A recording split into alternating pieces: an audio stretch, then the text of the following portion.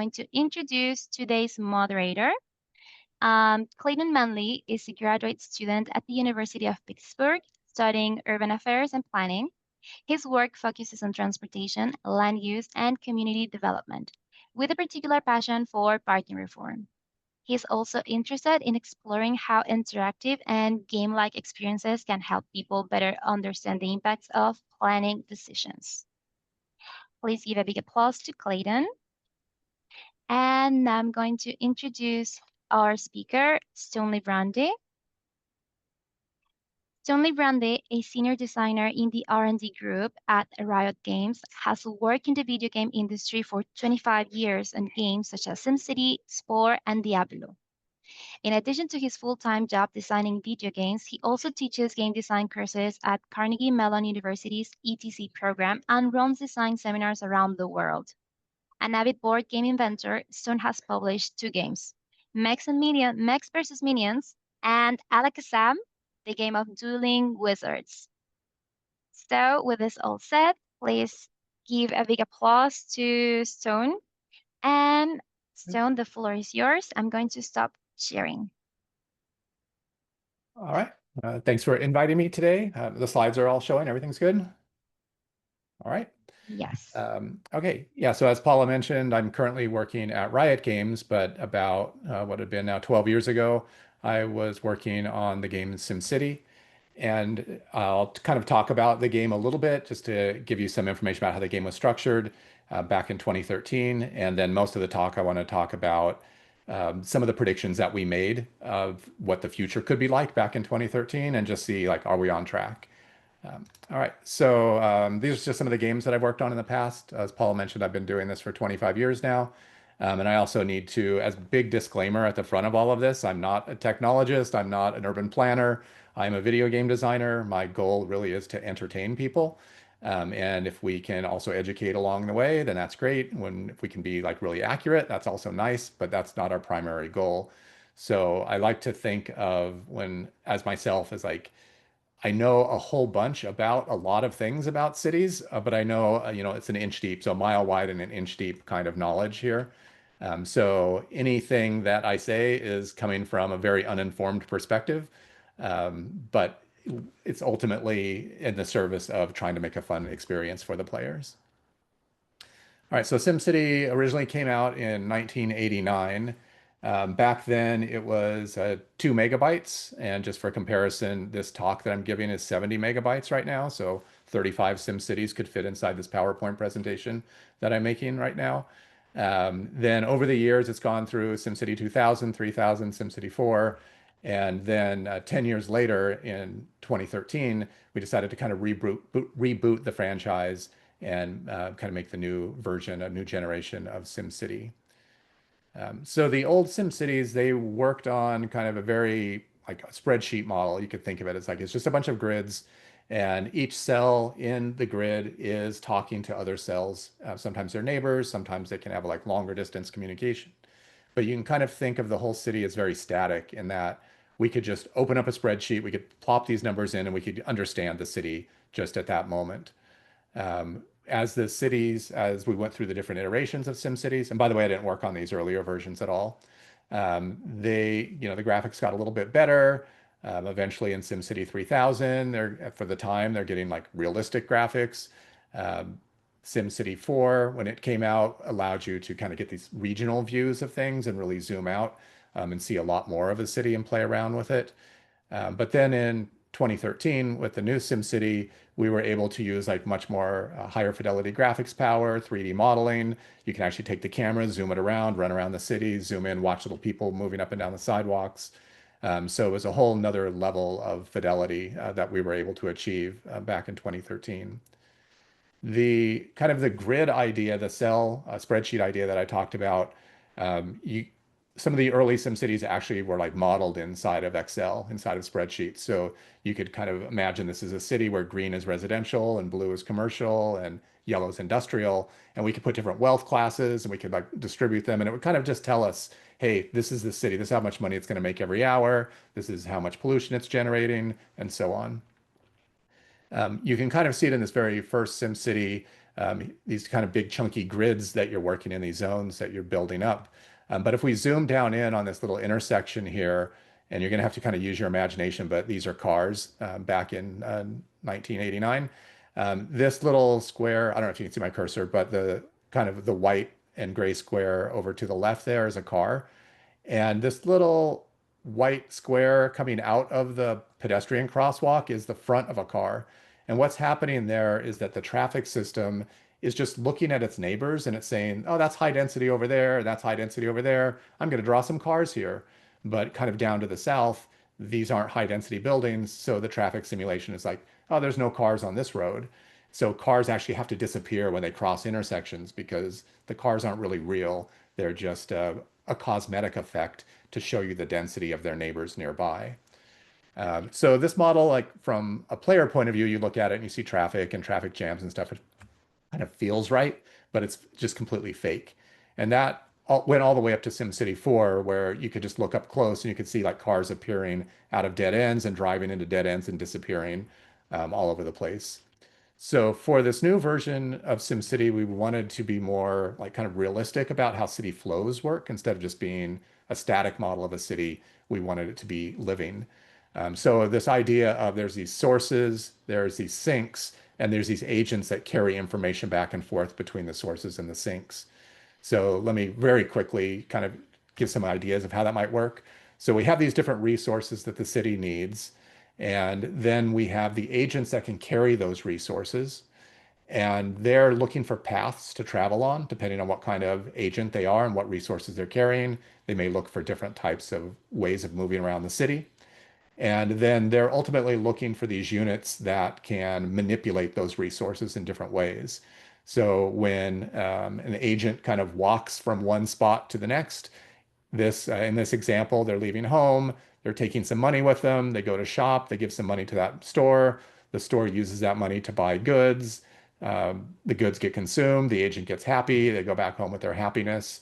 Another agent might go to work, collect money, bring it home, bring it to the house. So you start to get all of these little agents moving around with these resources, and you get what we would call a flow through the city. And this is a lot different than that spreadsheet model that I talked about. This is not static at all. And in fact, if we were to take a screenshot of the game in motion, you couldn't really tell what's going to happen in the next moment. It actually has to be running in order to understand it. And so this could go through like different variations of it, but in this example, you have a bunch of citizens just kind of working in their dirty jobs, making pollution, getting sick, and then we drop a school down, and some of the agents start to flow through the school, which increases the education level of the city. The people start complaining about dirty industry. They start complaining about being sick, and so you're eventually kind of forced to upgrade your city. Otherwise, the people will start moving out. So there's a little story here of like, oh, do you want dirty industry in your city? Don't educate your people, because if you educate them, they're going to complain. And if you start educating your people, be prepared because they're not going to like a lot of the things that you might need to do to keep your city running. So there's always these checks and balances going on in the game.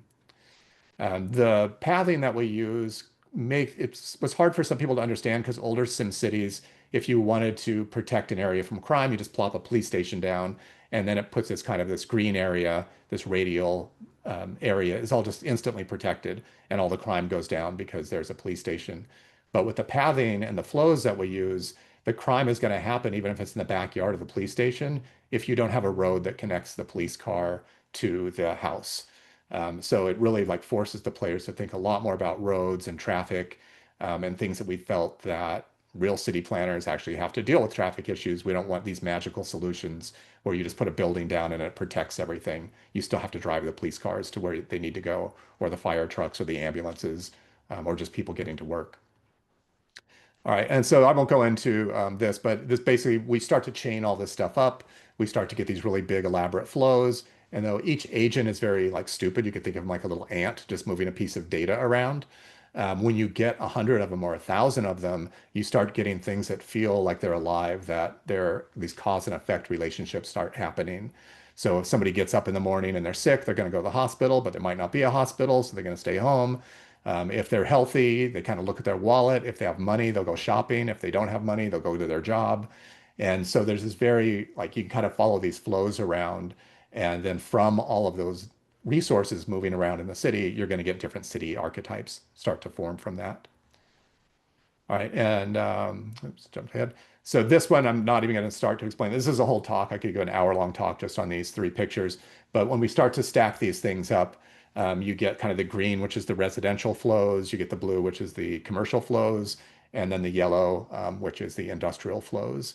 And each of those are kind of related to each other. And you need the workers from the residential to power up the industrial and the commercial. And you need the jobs to make the money, to power up the commercial, which then needs goods from the industrial, and so on. So you get this really nice kind of intersection between all these systems as these agents flow through them.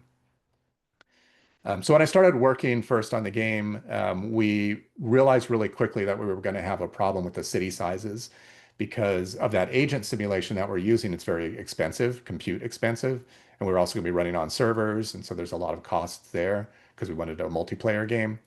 So we were kind of like constrained to these like 2K by 2K boxes where a city would have to fit, which isn't nearly enough to make a city. So I started looking at Google Maps and kind of looking at like what could you cram into 2 meters or 2K by 2K. And we kind of realized it's like that's not going to be satisfying for the players. So we're going to need this regional idea where we build bigger regions out of these smaller 2K by 2Ks. And then how you mix and match your regions together create different types of simulation effects. So you could make one section of your city be more like shipping with a lot of yellow industrial, and another one more residential with parks. And then this group over here sends its workers over here, and they give the money back and the goods to the shops, which are the blue. And we can tile these in different ways. We can make like airports and farms and agriculture or tourist cities. And as you start to build up these kind of like smaller boxes, you end up making this very nice, rich region out of all these different pieces. And then finally, kind of each section, each box within the region, it could have its own style to it, completely different ways of playing. Over here, we see what we call the mining city, which is all just industrial, heavy industry, landfills, coal power plants, and you get this really low poverty area or the low wealth area, we called it. And the area is just kind of terrible. Over here, this city is built up on green ideas and parks and high wealth and schools, hospitals. But near the end game, neither of these works very well. The brown one's kind of obvious. It's going to fall apart pretty heavily. But the green one also falls apart because you end up with too much high wealth workers, not enough low wealth workers. They don't have enough power they don't know where to dump their garbage, and so on. And so at the end of the game, you have to start connecting up these little cities into a much bigger region to kind of solve each other's problems. All right, so that's kind of the model of the city. I just wanted to get that context out first, so that it will help kind of understand some of the other decisions that were made later on as we started to work on the expansion pack. All right, so the game came out. There was some problems with our networking. The game crashed a lot. A lot of the fans of the franchise actually hated this version of it. But nevertheless, a lot of people loved it and got into you could do these very creative cities that weren't just on grids. A lot of people started making videos about different ways to play and strategy guides. So we saw a lot of activity from the community. This image here was kind of interesting. We ran a little contest between two different urban planning groups, two different like master's programs in New York. And so they were kind of competing schools, and we got them together to play SimCity to see what would happen. And they each got different little sections of the region. And we wanted to see, hey, these are urban planners. What are they going to do? And it turned out instead of like cooperating and building this really cool city, they tried to figure out how to blow their pollution into the other city. And it became like this very competitive like war between the two groups about who could like destroy the other person's city, which was completely unexpected, but they had a blast. And then there was another little initiative where we took kind of the core SimCity engine and then we put a wrapper around it for educational purposes for like elementary school and junior high. And we were using that in schools. There was kind of a pilot program of teaching through SimCity, teaching kids about the differences between, coal power and solar power and things like that. All right, so that's kind of, again, that's kind of the short history, the first part of it. But then we started looking at the expansion pack and we were wondering, okay, what could we do? And that draw of what is the city of tomorrow going to look like? what is that future city? How can that look? And so the team, we all kind of came up with some guidelines, basically some questions of like, when in the future are we talking about here? Are we talking, 2100, 100 years, or at that time, 90 years in the future? And we felt that that was just going to be too kind of magical, too much of like teleporters and flying cars and things that were really hard to connect with directly. And you could build a good, science fiction city, but it would, kind of lack that foundational element.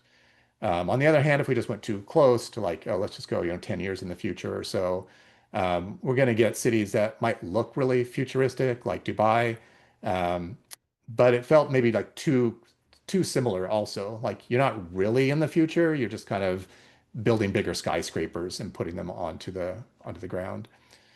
So we kind of ended up with this range of around 2050, which is like 40 years from when we were working on this. And we came up with a simple rule, which was if we can find a prototype of it in 2013, then we can put it in the game and say that it will probably be okay for 2050. If we can't even find a single prototype anywhere, then let's not put it in the game. So it would be like, oh, there's no flying cars. Let's not put flying cars in the game. There's no teleporters. We're not going to put those in the game. So this kind of gave us a nice kind of balance between the two, which was like your cities look kind of Disneyland futuristic, but they don't look improbable or impossible. So we kind of came up with, we think, a nice balance there around 2050. So then the kind of question for me was like, well, today it's like, how are we tracking? Like, are we actually, were we able to, in 2013 to kind of predict what 2050 would be like? We're whatever 12, 13 years in the future now.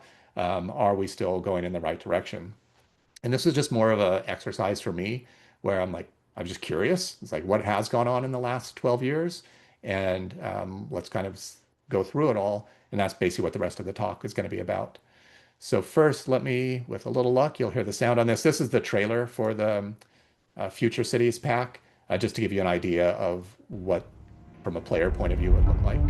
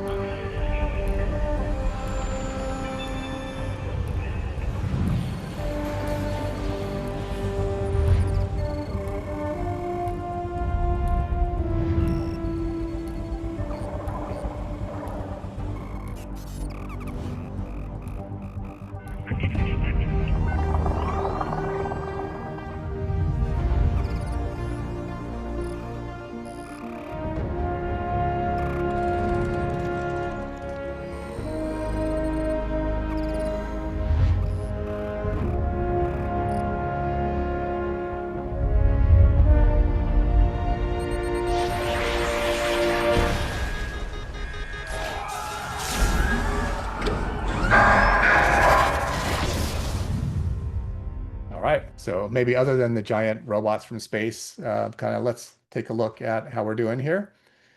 So the story of this expansion pack was really, if you think of the mining city and the green city that I showed you earlier, it was to kind of look at each of those, what we call bookends, and say like, what's the extreme version of each of these cities? What could happen in the next 40 years?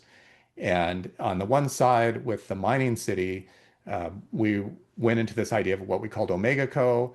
And this is kind of the future where corporations, greed, resources, just like extracting huge resources, consumerism.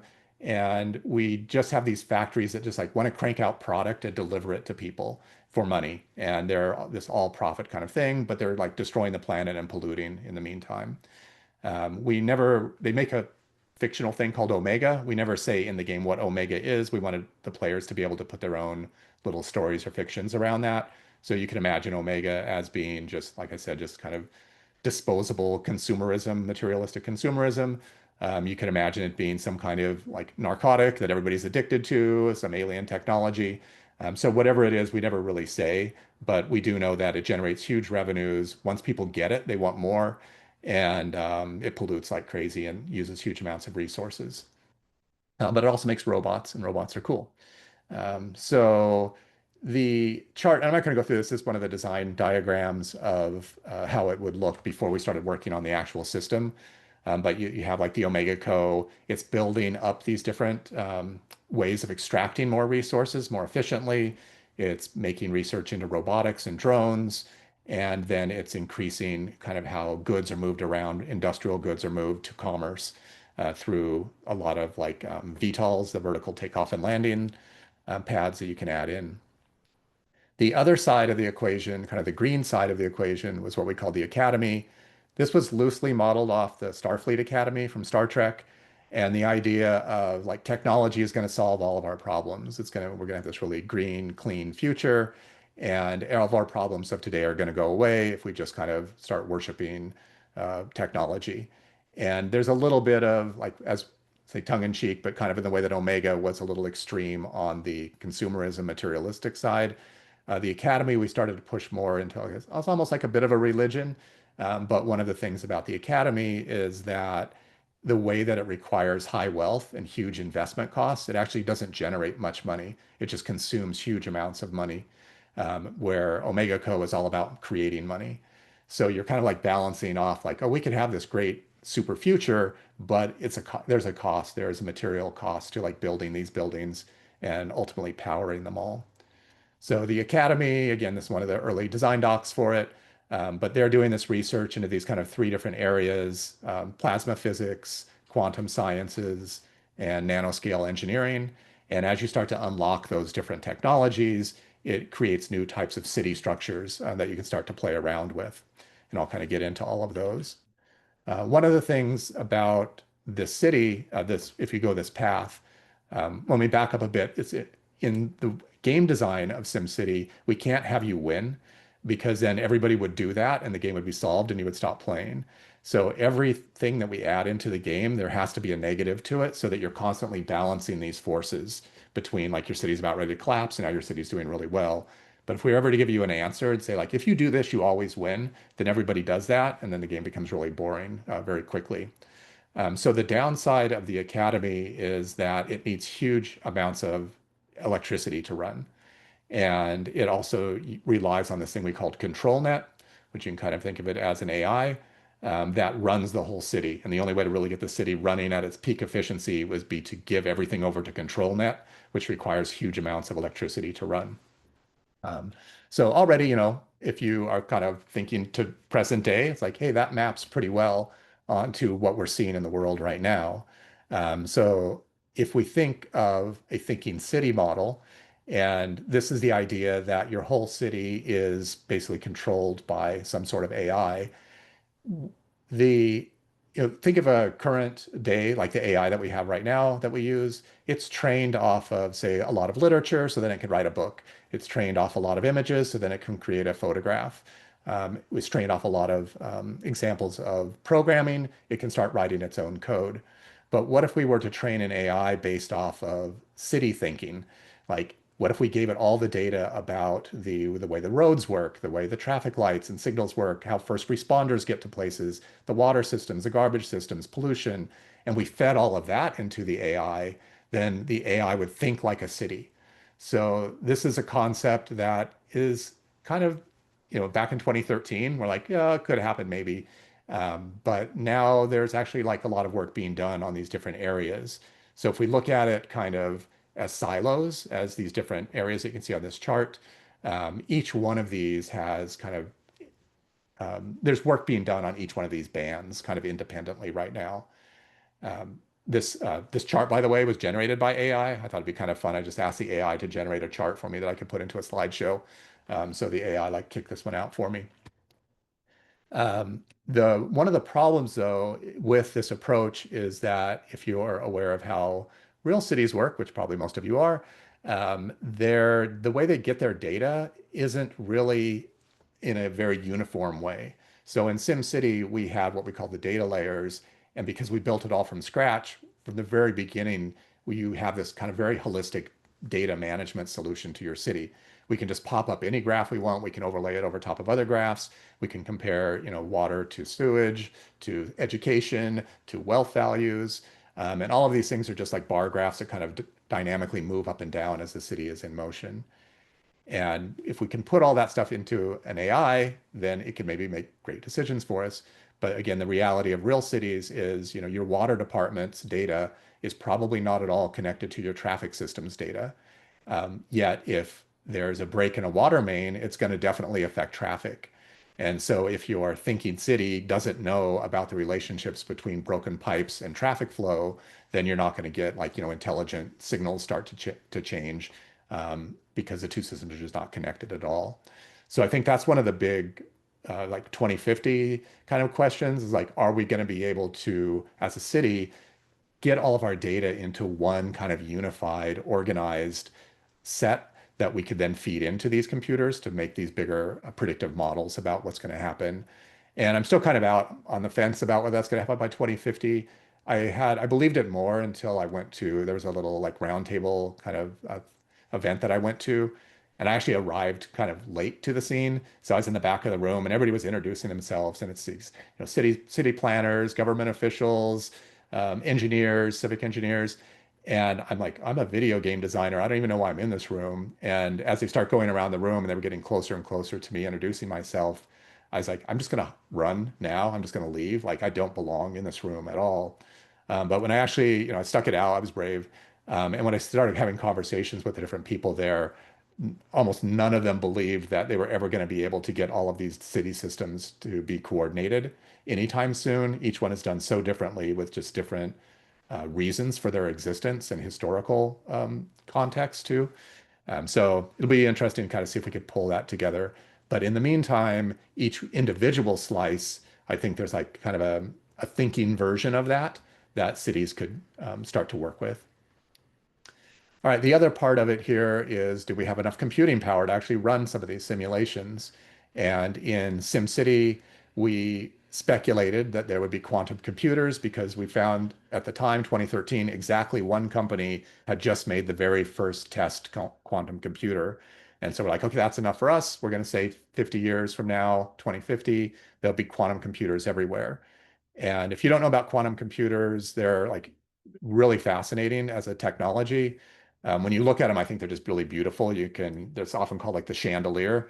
Um, what all you're really seeing here is a way of cooling atoms because in order to get quantum computers to work, you have to have atoms that are basically not moving, which means getting them down to 0 degrees um, absolute zero.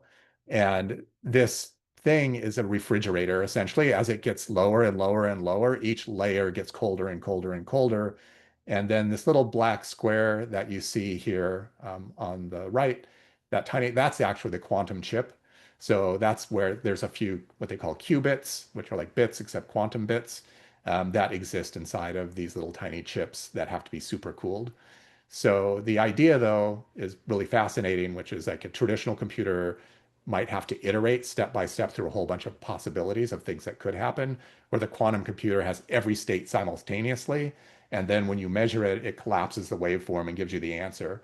So instead of like waiting for a billion operations to happen, billion calculations, all billion are kind of existing simultaneously. And then you just ask for it and you get one that you want. Um, that's the theory. Practically, there's kind of like not really good applications for this yet. Some trading companies just started using it for financial modeling. And I think we'll see other things in like drug manufacturing, really like ways of like logistics of transporting things around, things that have lots of permutations and are really hard to use classical computing for. And then ultimately for AI and the way AI is being done right now, we're trying to model brains. This may be give us a closer step towards that.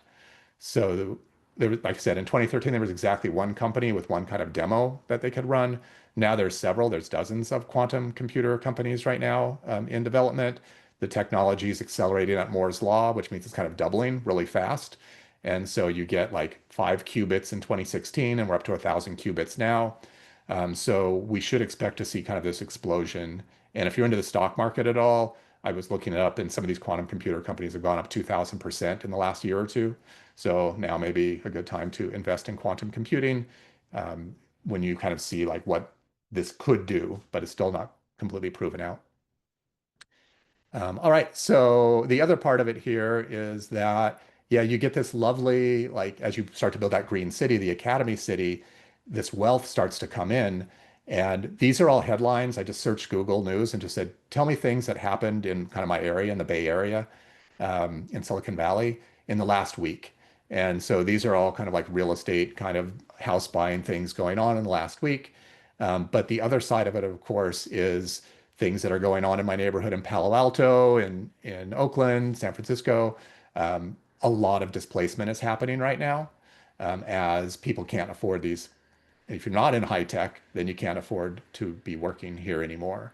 And so a lot of RVs, tents, everything all around the neighborhood. And I think that's something that we could already see in 2013 that that was happening, but it's just happening even more and was very much accelerated by the pandemic that happened.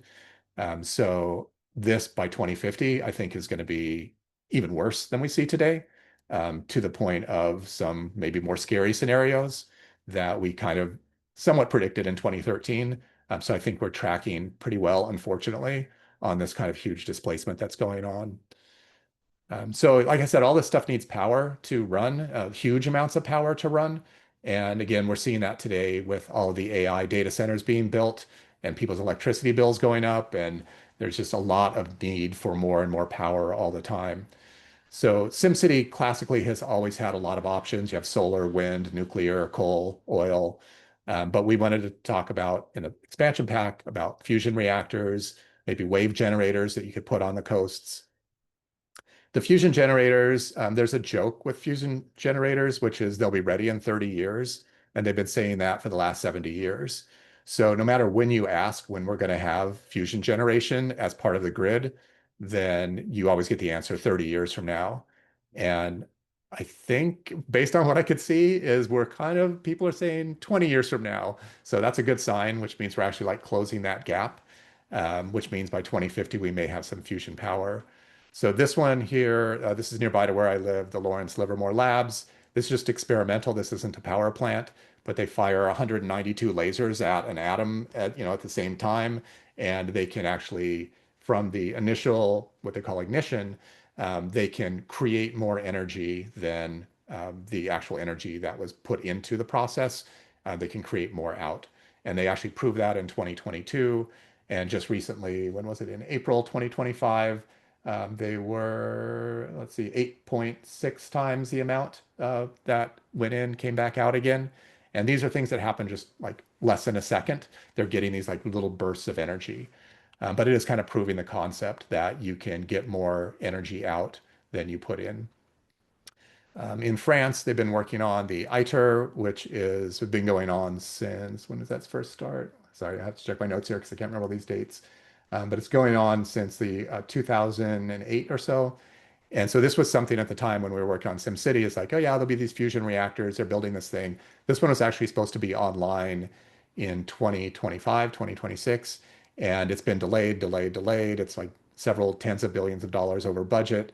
The new estimate right now is at 2035, they think, maybe 2039. They'll actually be able to turn it on and start doing tests. And this is not a power plant. This is an experimental reactor. So it's meant to kind of test the physics of it, what kind of materials you can use. And it basically builds this big magnetic bubble inside. It's called a tokamak. And it builds this big magnetic field that holds a superheated plasma to like, I don't know, 15 million degrees or some incredible amount. It's actually hotter than the sun when they can get it going. So this will be a good test for whether or not the physics are actually achievable with the engineering that we have as humans. And it's kind of interesting. Like this one started a long time ago, and again, it's not really scheduled to even be turned on until the mid 2030s. But meanwhile, all these other companies now, private companies, have started up, and they're like, we have enough information, we can actually do this, and they may leapfrog the ITER. Basically, they may be online before that the ITER gets turned on because it's like too big and too complicated, and was started a long time ago. These new companies are starting kind of fresh. They have all this data from what of the experiments that have been run so far, and they're able to just kind of like go forward with that. So I won't get into the different companies, but there's a lot of different companies with different approaches. I think by 2050, we're still not going to see, based on current trends, like I said, maybe 20 years from now, it'll be on the grid and there'll be sources of fusion electricity. But I don't think we're going to, by any means, have like a major component or overriding all the other things that we already have going on. With wave generation, we have different like tidal and just the actual waves, and some of those are being built right now. The problem with these, I think, there's more of these now than there was in 2013 for sure. It's kind of a proven technology now. The problem is that compared to solar, they're very expensive because the elements, like you have them in the ocean, the conditions are just terrible. You have salt water, you have all these bad, weather phenomenon going on. They're moving parts, where solar is very like doesn't move. It's usually like nice sunny areas. So this can be problematic just from an engineering point of view, but nevertheless, I think we're going to start to see a lot more of that. All right, waste systems. I think this is where kind of got it wrong pretty badly with garbage atomizers. So the idea would be that, well, if you can make a fusion reaction, you can make something so hot that it atomizes everything. It just, no matter what you throw into it, it converts to its component atoms. No more garbage, no more waste anymore. Everything is just atoms. It was atoms. It goes back to being atoms. Then we also have the sewage sanitizers, which were basically we're not going to be able to have enough drinking water. And here I think we got this one pretty spot on. So from the point of view of the waste kind of disposal by atomization, that's probably not going to happen by 2050. But we can still do what they call plasma gasification.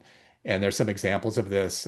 This is a nuclear aircraft carrier that has its own plasma arc waste disposal because you're out on the sea. You have to get rid of all your trash somehow. There's laws about you can't just dump it into the ocean. So they basically run it through these really high, very hot plasma beams that they don't atomize it, but they turn it into what's called a syngas, a synthetic gas. And that gas can actually be used to power power plants, and it's clean.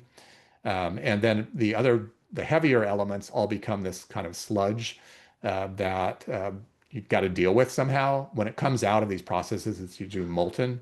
And so you can form it into bricks and you can form it into these different types of things. So people are still trying to figure out what exactly we do with all this kind of sludge that's left over at the end of the process. But there's some creative uses for that. There's a plant in Oregon that's actually running right now that does this. It services about, let's see, my numbers here, it's about 100 tons of waste a day compared to a normal landfill, which can do 10,000 tons of waste a day. So the scale, it would really need to scale up, which costs huge amounts of money. But the promise here is that instead of paying money like to a landfill, it costs like $60 a ton to dump stuff in the landfill right now. This company might pay you for your garbage because it wants to create that synthetic gas and this kind of sludge that comes out of it that could actually have like manufacturing purposes for roads or building construction as well. So it may be that people pay you for your garbage instead of you paying to get rid of it right now. So 2050, I don't think we're really on track for that being a major thing, mostly just because of the capital investment. But it is something that we will kind of keep an eye on. There'll be some forms of it already. And so I think more of it's just going to start to come online. Drinking water, however, drinking sewage water is something that happens right now all over the world. This is a proven technology. In Singapore, 40% of their water comes from their sewage system. And in fact, it's kind of interesting when you look at it, it's that the water is so pure that it gets sent usually to like high-tech plants for like wafer manufacturing, electronics manufacturing, and so on. And that kind of approach to the water is like it's so clean that you don't even, it's cleaner than drinking water, it's cleaner than tap water for sure. But also, people don't want to necessarily drink it because it came from sewage. And so there's kind of this mental barrier that people have of that, which is like, oh, I'm not going to drink sewage water. So, you try to brand it, you call it new water. It's not regular water, it's new water. And then it's not, which is different, say, hey, you're drinking sewage water. And so that's one thing you can do. But what they actually do is they dump it back in a reservoir and then with all the rainwater and they mix it and they basically make it dirty again to go through the normal drinking water process. And then people will drink it no problem. So they're taking like super ultra clean water and putting it into reservoirs to get people to drink it. Meanwhile, there's a plant opening up in 2028 in El Paso, Texas, and they're not going to go through that reservoir process. They're going to say like, no, you're drinking wastewater. And they think that like basically the time has come, especially in Texas. There's a lot of droughts. Um, we are already, mostly drinking sewage water at some way or another, but expect more and more of that. So I think this is actually before 2050, most of the planet is going to be like drinking water that comes from the sewage systems. All right, transportation. I know I'm getting like overtime here, so I'm going to like kind of rush through some of these other ones here. There's so much to say about each one of these though, because like a whole hour talk on each one of these subjects. So maglev trains, which is something we thought would be really good for transportation, drones, the VTOLs, again, the vertical takeoff and landing vehicles. Maglev trains have actually been around for quite a while, so we were pretty confident when we were working on SimCity there'd be maglevs everywhere. They're electric, so they're like really clean. They're super, super fast. But the problem is not the technology. The technology is great. It's like basically using magnets to pull these trains forward. So they're really quiet. And the problem is getting the land, getting all the permissions, getting all of the money. So this one in Japan was supposed to be open right around now, and now it's delayed till 2030s. It's way over budget again by tens of billions of dollars. So every time you want to move a little bit more track somewhere, you've got to spend a lot more money, do a lot more studies, get the community to agree to have things bulldozed so you can put a train through their backyard. Very, very hard to do. So I would not expect to see maglevs in 2050, other than just in a few, like some of the ones that are already being built. But I don't think we're going to see a lot of other ones. Plus, just regular rail with high-speed rail, that's actually starting to be fast enough for most people, although it has all the same challenges of with the land usage rights and things like that. Drones, on the other hand, we are already seeing drones everywhere. We're only going to see more and more drones. They're getting cheaper, they're getting better, they have high definition cameras. Just kind of real quick going around the circle. Firefighting drones, these have hoses hooked up to them, so they're actually carrying the hoses up above to get to fires. The people on the ground see the cameras, they know where to aim the water. This middle picture in the top here is Alphabet, the Google parent company. They're working on a thing called the Wing for delivery, and this is Walmart testing these things. They're on their website, they say the fastest delivery that they've done so far is 2 minutes 47 seconds from when somebody ordered to when they got their goods. So that's maybe coming, would order something and then it just gets parachuted into your yard. Agriculture, they're used a lot for spraying and planting. The just smaller, they're getting smaller. You can just hold them in your hands. This one folds up and you just kind of pull it out of your pocket and throw it up in the air and you're ready to go. And the police are starting to use them more and more. So NYPD just kind of recently um, kind of unveiled their surveillance program that they have, but basically, as first responders, drones are the first responders now. And if they hear a shot, like from the shot towers that they have that can like triangulate where gunshots are from, they can just send a drone there. They can start tracking the suspect. They don't just have regular cameras, they can have thermal vision as well. So we are already seeing that. So 2050, we are just going to see more and more of this. The VTOLs, these are also getting more stable. There's a lot of programs going on right now. Some first passenger flights just recently happened. We're seeing many companies get into this space. So I'm expecting a lot more of these electric takeoff, vertical takeoff and landing, both for passengers like air taxis, usually 2 to 4 people, but also just for heavier goods to be delivered. And then we get all of the little cute bots that are coming out these days. And a lot of these are already like working in different cities. So you get different little security bots. Cleaning bots are huge right now because you can basically for $22,000 buy something that cleans all night long and is not going to quit, which I heard there was a 200% turnover rate in janitorial. So if you're trying to run a janitorial service, you should expect employees at 200% shuffling. You're constantly hiring, where the robot's just going to work forever and not care. And each of these has their own really cool backstory, which I don't have time to get into, but you'll expect to see a lot more of these driving around. I do want to call out though that the company that's making a security bot, they had a choice. They could have made them look really evil and just kind of menacing. It's like security bot, from Terminator or something. But they purposely chose to study like dog motions and head tilts and the way the dog's eyes move. And they wanted to make like the cutest thing. And the idea was like security in the future doesn't have to be about this aggressive, violent, macho kind of thing. it might actually be more effective to have people have empathy with the security bots and be like, oh, I'm not going to kick you. You're so cute. You told me to leave. I'm going to leave. You said it in a nice way instead of leave human or I'll destroy you. That's kind of a nice trend that I like. And the last section here is about extraction. So it's actually two sections, but extraction, we're starting just to see the effects of this more and more as we start to need more and more materials, lithium, all the metals, just everything that we need. It's got to come from somewhere. So huge amounts of our earth are just being destroyed in the name of getting resources.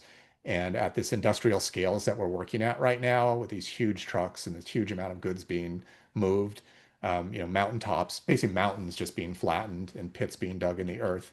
And primarily, you try to do this where nobody can watch, but there's enough, satellites, views and stuff of the world now that if you really want to be scared, just go start to look at some of this stuff on Google Earth and just the scale of what's going on now. So I think from SimCity's point of view, yeah, 2050, we are going to have a lot more of this, unfortunately. It's kind of inevitable with the way that we consume the resources to power up this beautiful future that we want to have. And then the last part here is the what we call the mega towers. And so mega towers are just like skyscrapers that are entire cities to themselves, like also maybe called an arcology, where you can imagine someone could just live in the skyscraper and never need to leave. Here, I think we pushed a little bit. We knew we were, especially with the sky bridges, where we thought it'd just be cool to have your traffic flow from one mega tower to the next, even though there's no like science at all that would enable any kind of structure like that to be built. But we are seeing again today, modern day, the Burj Khalifa, which is the tallest building right now in the world. There's another building, the Kingdom Tower in Saudi Arabia, which is being built right now. I think they're at 70 floors out of, what was it, like 500 floors or something. So 71 out of 170 right now. So they still have a ways to go. They're way over budget. It's really hard to build these gigantic towers. They just cost too much money, too many resources, too many engineering challenges. And other than to brag about you have the tallest one of these, there's not really a great economic reason to build them. It's actually cheaper to build just regular buildings. And for instance, this Kingdom Tower, they had to build it really far away from the urban center because there wasn't enough land. So they're building this gigantic tower kind of far away from things with the hope that, well, once we build it, a city will form around it, which is kind of a backwards way of thinking about how to build a city. All right, so yeah, we have a lot of cool futuristic cities already in the world. So this was just kind of a glimpse at maybe where we're at right now, what's to come. And again, a little apologies that I'm over time. So we will have a little bit of time for questions. And of course, if people want to hang out a little later, I'm more than happy to do that as well. And finally, I'd just like to give a shout out to all of Maxis. I'm presenting a lot of work here as if I did it myself. This was a huge team. It was over 100 people. We all worked together every day for 4 years to build things like this. So even though I'm presenting it all, I don't want to take credit for all of the beautiful stuff that you've seen today. All right, so thank you, everyone. Awesome. Thank you, Stone. That was an awesome presentation. Thank We're you. now going to move to the Q&A section. So if anyone has any questions, you can type them in the chat. We'd love for people to participate. And I was wondering, see, when we watch the trailer, there's kind of some different elements. Some of them seem kind of utopian. Some of them are a little dystopian. You mentioned like the Starfleet from Star Trek. I'm wondering if you could talk about any of the other like aesthetic inspirations that you or your team felt you pulled from for this. Oh yeah. So if you've seen Blade Runner was a huge for the Omega cities. But also we're just looking at a lot of real world cities as well. If you look at some different like business districts in China or Japan, we used a lot of those references, just a lot of neon, a lot of advertising everywhere you look, even like Times Square. So a lot of our sources were coming from like, let's just look out the window and see what we see, and then just kind of amplify it, just make it bigger, make it brighter, make it taller. So it's kind of a question of scale.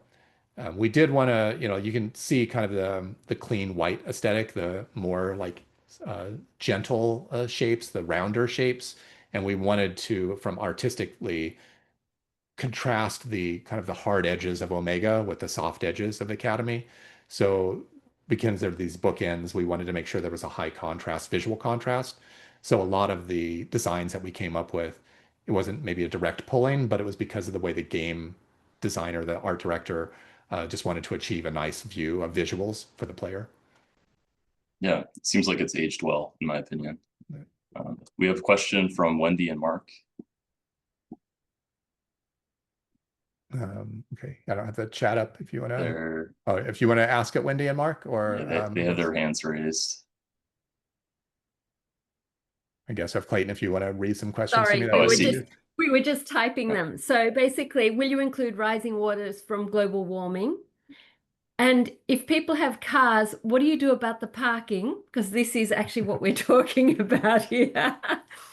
And then Mark asked, active transport and public transport as city forming. And also, where's your placemaking?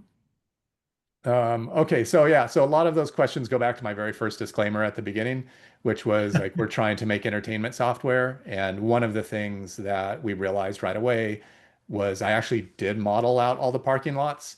And Clayton will attest to this because he made a game and an interactive experience where you kind of build a city and it turns into parking lots. We felt that players wouldn't want to play that game. We wouldn't sell very many copies if you just ended up with parking lots everywhere.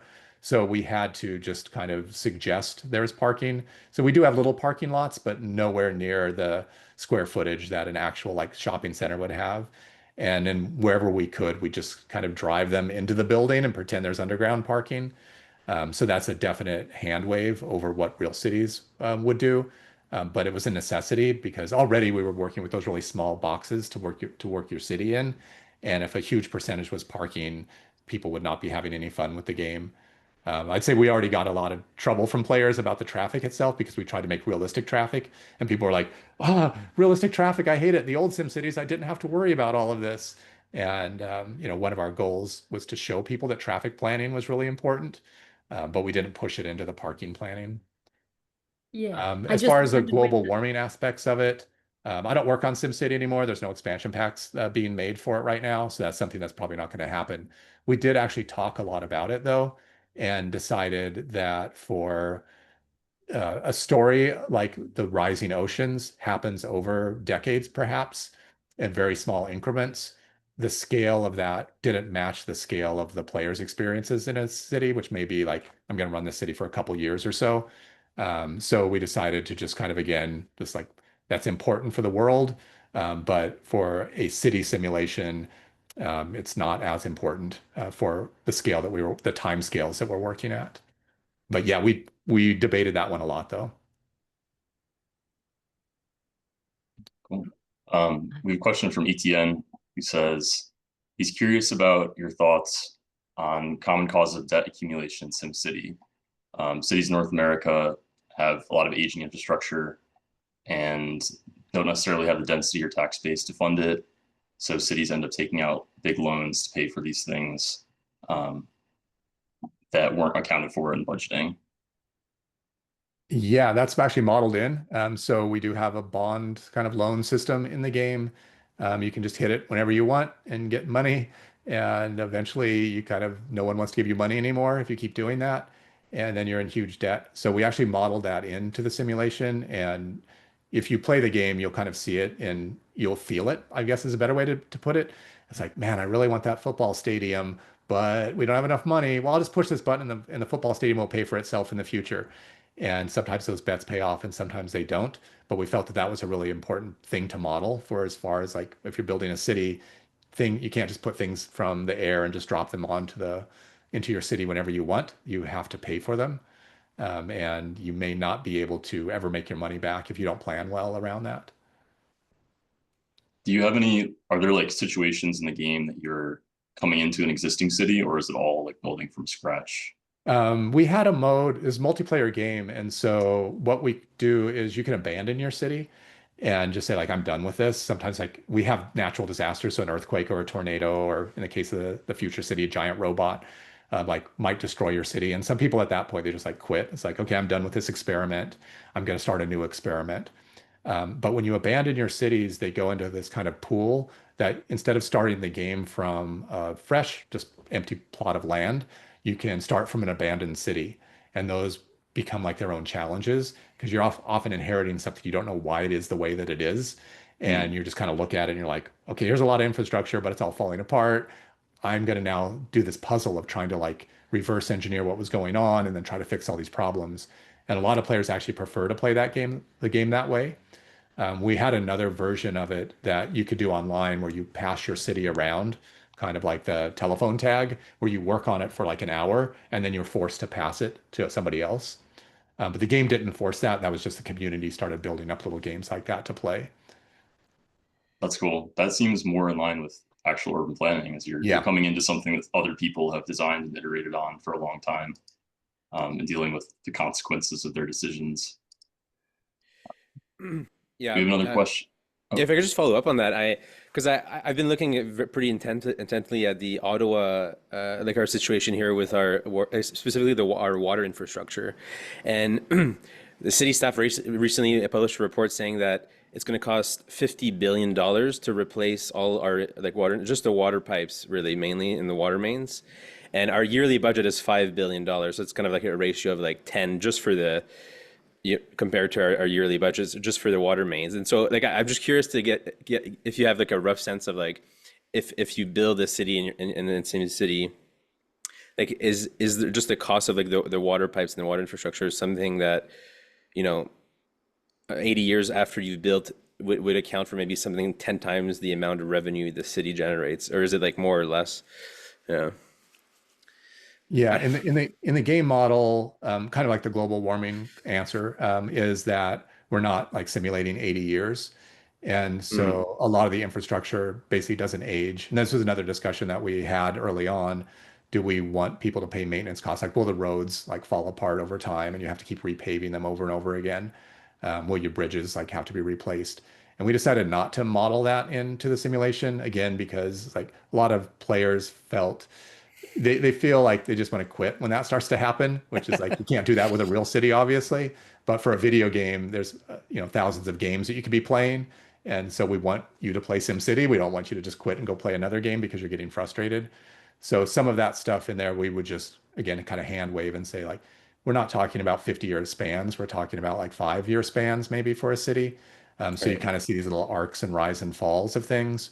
For instance, like one of the things that happens frequently in the game is that you start building your city, and then you get to the point where you need more resources like coal or oil or something. And there's these data layers that you can turn on that show you where all this stuff is. And you look at it and you're like, oh, there's a huge amount of oil underneath the residential district. What do we do? Do we bulldoze it down to get all that oil, which is going to give us a huge amount of money, which we need to fund all this like stuff?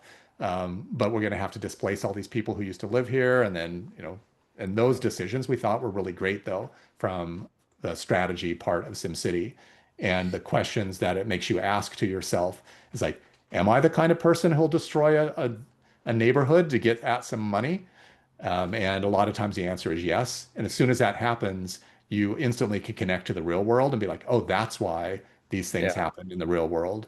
And so in that way, I think there's a little bit of like a moment like of education that happens where you can kind of have empathy for real cities and what they have to go through.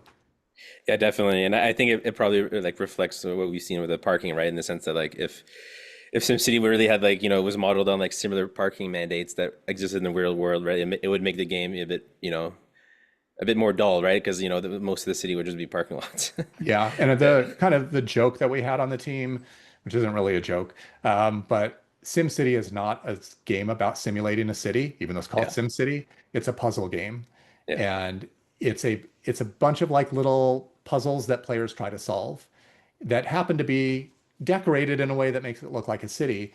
And we're like, if this truly was a city simulation, it would be about like click this button to sit in planning meeting, click this button to lobby, click this button to talk to legal experts about the feasibility of this plan, click this button to do a study for the next 5 years.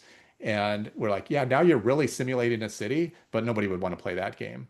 Yeah. So again, kind of always like defaulting for us, we have to default back to the entertainment value over the realism of what we're really trying to do because we're making a puzzle game. We're not really making a city simulator.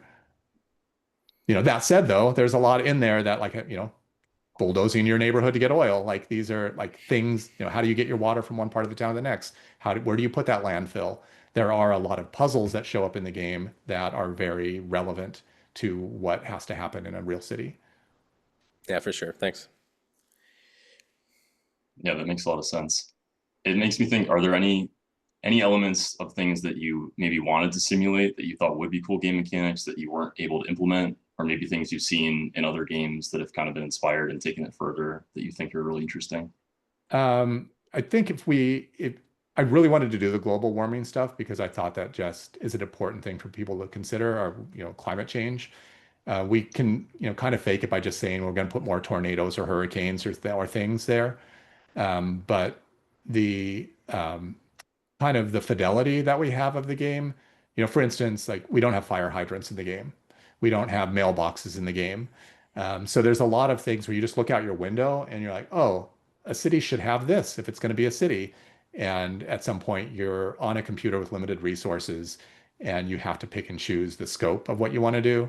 And the reality of building a video game is like, hey, I want fire hydrants. You're like, okay, that's going to cost you $10,000 because we need artists to build 3D models of fire hydrants, and then we need the designers to figure out where to put them, and then we need a UI to like actually drop fire hydrants down.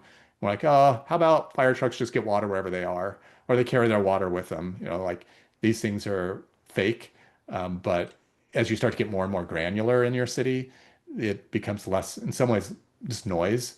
It's like that's not why the player is there, is to like place fire hydrants strategically. They want to place, gigantic hospitals and police stations and things like that. Right. One more question about the reasoning behind keeping the small plots in the city. Was that done to promote density? No, it was done. We would have made them bigger if we could. Everybody on the team wanted them to be bigger. We were able to just internally make them 4K by 4K, and that felt like a really good size. But the tech problems of what like the computers in 2013 could do, plus the way that our multiplayer, our networking infrastructure was set up, we just couldn't handle the data. And that low level decision that we made early on to use the agents to move all of the data around is super expensive.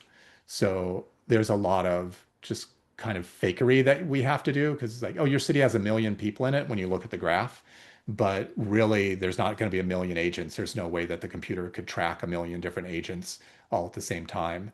So we have to do a lot of like just kind of massaging the data in different ways to make it feel like you've got 1 million people without actually having 1 million agents. But unfortunately, that 2K by 2K was like a tech requirement given to design by engineering. That at that point, that's when I started doing all my studies of just like, how are we going to make this work? And that's where the region kind of concept came up, where it's like each city can only be 2K by 2K, but regions could be really big with just these sections talking to each other. Right. That's an interesting trade-off to have to make. This question is again from Wendy and Mark. What did you decide about active and public transport versus private transport? Yeah, there's the very fuzzy line in SimCity between public and private because you're the mayor, but you're also the corporations at the same time, and you're also kind of the residents in some ways. So the game doesn't distinguish between private and public in the way that the real world would. Everything it tends to just be like, I'm the mayor, I'm kind of the god here, and I decide I want this thing, and I'm going to get this thing because I chose to do that. So if I want to run like bus lines or other things, I'm usually going to be at a cost. It's not going to be like, I guess another way of putting it is you wouldn't want the game to come in and start like putting buses in your city for you if you didn't want them there. And so like if a private company were to come into SimCity and start doing things to your city, you'd be like, wait, don't do that. I don't want you to do that. And there was a little nod to that with the Omega Co. With the Omega Co, they start to convert some of the sim buildings into Omega buildings, which have different demands and different ways of acting. And so if you don't kind of rein in your Omega, it does start to, like a cancer, starts to take over your other zones. And we can kind of think of that very generally, broadly as being a privatization is happening there because things are going to be happening out of your control that now the industry, Omega Co, has taken over your city. And that is one of the things we wanted to push into, but you can't do too much of that. Otherwise, the player loses agency, and then they're like, it's not my game anymore. One more question from Wendy Mark. Do you build roads that show how much it really costs? No, it's probably because I don't know how much it really costs. Right. I know from my parking lot studies recently, parking lots are incredibly expensive. I didn't realize whatever, like $40,000 per slot or whatever ridiculous number it was. So the modeling, the financial modeling that we do is in our currency we call simoleons, not dollars. And so that gives us kind of a pass to, they're a simoleon, maybe you could think of it as a dollar, but it doesn't have to be because it's a fake currency. And so a lot of like I said, there's no maintenance on the roads either. So once you build it, once you pay that initial cost, then you're pretty set. I think where it does come into play in the game though is you often, when your city's first starting, you do these little small streets because they're cheap and you don't have a lot of money. And later on, as your city starts to build up, you've got to build like instead of a 2-lane road, a 4-lane road, a 6-lane road, you need a highway. And at those points, you're demolishing buildings, which is an expense. Like I've got to like now rebuild this infrastructure because I needed to make my road wider. So that's a form of maintenance that we have that is very expensive and actually like really makes you plan your city very differently, knowing that's like, man, if I only had a highway here, the city would be much better. But again, I'm going to have to mow something down to get that highway, and that's going to be a huge expense. So again, a little bit of it is in there just to kind of give a nod towards it, but not in any way meant to be realistic. Yeah, someone just commented in the chat about how we kind of know that highway widening really doesn't relieve traffic in a long-term setting, like that fallacy of one more lane, one more lane. Yeah, there was So yeah. Oh, go ahead. The question was just if was it a technical limitation or a design decision that you can't, like, let's see, for upgrading roads from high density to boulevards? I think there was a way of doing some conversions, but you can't do it if it's going to destroy buildings. So you have to first destroy the buildings on both sides and then destroy the road and then kind of like rebuild the road in. It wasn't just like click a button and suddenly this road is wider and it does everything automatically. It actually like kind of forces you to make the decisions about what am I going to destroy in order to get this road in here. But I do think there were some versions of it, and I don't remember because again, it was like 12 years ago. But I know there was some tools that let you upgrade roads if it wasn't going to cause a problem with the zoning on both sides. Right. And the other point here that I see in the question is about, yeah, making them wider doesn't really solve any problems. That's actually something we are aware of. And we wanted that to happen in the game because we wanted people to feel that. It's like, oh, the solution to this traffic problem is to build wider lane roads. And then they do that, and those roads just clog up instantly. And because of the flow system that we're using with the agents, it behaves just kind of like real traffic would do. And if you make wider roads, it just jams more traffic onto those wider roads. So that was actually something that we felt was a somewhat more approximate model and would teach players that making roads wider doesn't really solve your traffic problems in any way. It's more about intelligent zoning and how your on and off ramps into the zones connect things together, especially when you get like the fire trucks and the ambulances like stuck in traffic jams. Then you really start to feel that pain as you're working on SimCity. We're coming up kind of close on time, so maybe just one more. I'm wondering if you could tell us what you're most proud of with what you accomplished with this game, or maybe the impact that you see, the legacy, how you see it looking back. Yeah, that's an excellent question. There's kind of two answers to it. So the personal impact that it had on me was just extreme. So up until that point in my career, it's like, oh, I'm making these fantasy games. I'm making Diablo. You're killing wizards. You're blowing people's heads up. And there tend to be very more like destructive kind of games. And when I was first given the opportunity to work as the lead designer on SimCity, I turned it down because I'm like, that's not the kind of game I make. Like I make games that are more like action packed and fantasy based. But I was convinced to, do it. And I'm glad. It's like it's probably the best project I've ever worked on because it forced me, instead of like reading comic books and watching science fiction movies and fantasy novels, it required me to go out in the real world and actually like look at things that exist right now. And a lot of the conversations that I'm having with you are all about me getting like learning more and more about cities. So it was probably the most educational and personal growth that I've ever gone through on a project. And that was like 4 years of that. and lingering into today because I'm still like very, very interested in all the things I talked about in my talk and still try to follow all these technologies because of that. On the other side, with just like, does it have influence on other people? Yes is a short answer. I don't have a lot of like evidence of like pointing towards, oh, that person had influenced their life. But I did receive like actual like physical mail from people, like a father saying they were with their son and they learned this important lesson, or they were talking about their city at the dinner table. There was a group of kids from Oakland that we brought in to do some testing, and they were more in kind of one of the low wealth areas at a low wealth school in Oakland, and they came away with their eyes like wide open. It's like, oh, that's why my house is next to the power plant. That's why there's a landfill down the street from where I live. And it really like opened their eyes to these things, especially with younger kids too. It's like, oh, electricity comes from somewhere, water comes from somewhere, sewage goes somewhere. Like they don't think about those things. And SimCity is kind of this first, maybe for a lot of kids, moment where they're like, oh, it doesn't just enter my house magically and leave my house magically. It's got to exist somewhere. So that's what I would like to kind of personally believe is that impact, if I can hit kids at the young enough age where they can start to see these cause and effects and understand these basic systems. I do know from sometimes I'll give a talk at a college and people will say, oh, yeah, I played SimCity when I was young, and that's why I'm an architect or a civic engineer or an urban planner now. So it does definitely have some impact on people. And when I hear stories like that, that would be like, okay, that's a very hopeful legacy that I'm very proud of. That's awesome. Well, on behalf of myself and I think everyone here, thank you for this awesome presentation. This was like super informative. It's something that, is, I definitely know a lot of people who I think have exactly that experience. They played SimCities at different points, like growing up, and it was has definitely impacted people's trajectories. So yeah, excellent. So pass it all back right, to yes, thanks Paula for inviting me.